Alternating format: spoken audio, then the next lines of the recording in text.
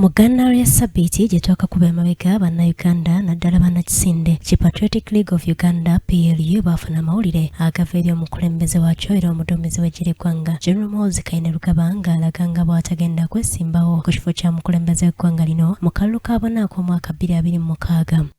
Obubaka bwalimu ebintu bingi wabula ekyasinga okukwata bannansi omubabiro y'ensonga eyaani asaanidde okufuga eggwanga lino okusinziira ku Gen Muhoozi era nga n'olwaleero omubaka wa munisipaali ya Kira Ibrahim Ssemujju awaliriziddwa okujanjula eri palamenti. So I want to draw your attention and the attention of this house to the utterances made by Gen Muhoozi who happens to be CDF. First, that after his father is a president, no civilian will be a president in Uganda. But two, I hear people who are jeering.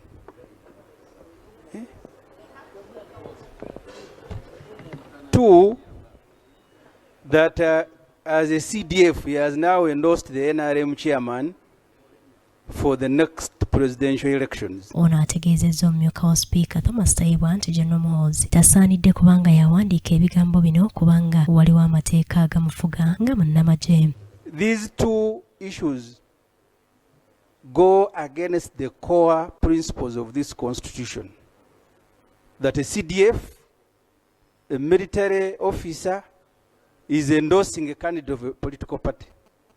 But two, is also issuing threats that no civilian will be a president after his father.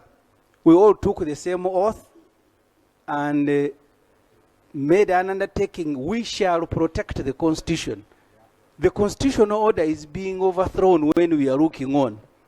So Mr. Speaker, can you, using your power, ask government to explain why a particular UPDF officer can be allowed to overthrow the constitution?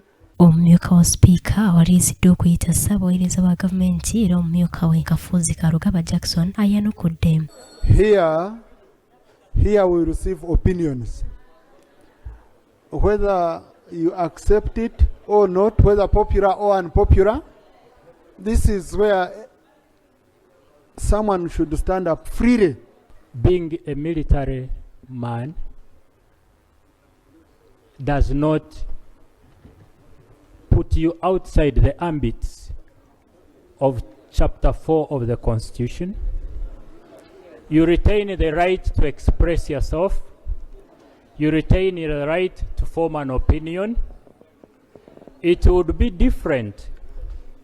It would be different if he was ferrying ballot papers and voter materials. Oluvannyuma lw'okwanukula kwe waliwo ababaka abalabise ng'ebyogeddwa tebabikkiriza wabula minisita avunaanyizibwa ku kulungamya eggwanga Chris Baryomunsi naye alambuludde. That we have a serving military officer who appears to be above the law and is contradicting an act of parliament. When I began to ask the question, the Honorable Ssemujju immediately felt some cold and rushed out of the committee meeting here in Parliament. The Honorable Oboth immediately took a phone call and said, "I'm coming back," literally running away. In the government, there is a formal way government officers communicate. For that to be an official communication of government. For instance, I speak for government, but I cannot just be at a party and we are conversing, and then you take my conversation to be government policy and so forth. So what General Muhoozi commented was just a casual comment. When you say that you have a method of communication as government, and one of your government officials goes out of the method of communication, it becomes illegal. Munnakisinde ki PLU era omubaka wa palamenti akiikirira abantu b'e Kasambya David Kabanda ategeezezza palamenti nti ebyogerwa omubaka Ssemujju ne ku mukutu ogwa Gen Muhoozi tebiriiyo. Powers and request or ask Honorable Ssemujju to read the message because he said that this message is on the official account of General Muhoozi. Let him read the message because you cannot challenge something that is not there. The Twitter message that they are talking about have checked on the account of General Muhoozi and it is not there. So why should we really waste our time on something that is not on the account of Gen Muhoozi? Thank you. Omumyuka wa sipiika bw'atyo awaliriziddwa okugoba ensonga eno ng'agamba waliwo ebintu bingi ebirina okukolebwa palamenti okusinga kino. Honorable colleagues, the UPDF has its code of conduct, has its disciplinary procedures. If any member of the UPDF violates their code of conduct, they are subjected to their disciplinary. I have seen generals going there. I have seen senior officers going there. So I don't want Parliament to turn itself into an investigative body where before the institution can utilize its own mechanisms in case there was a problem.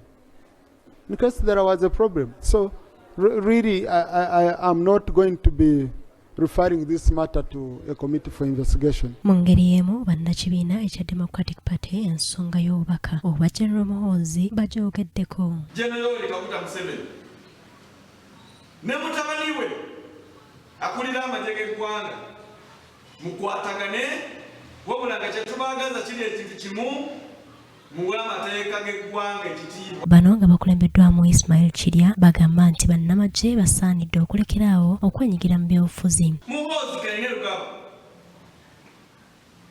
nga DP tumuwa amagezi bw'abanga ayagala okwetaba mu byobufuzi by'eggwanga tukusaba ekintu kimu oba bibiri. Ekisooka lekulira ekifo kyo ky'okulira amagye. Ng'asinziira mu lukuŋŋaana olwa bannamawulire olutuuziddwa ku yafeesi yaabwe esangibwa wano e Mengo, ono era asabye President Museveni okubonereza mutabani we olw'ebigambo. Wali ali waggulu w'amateeka ga Uganda. Kati eyo ensonga twagala ogikwase na bwegendereza.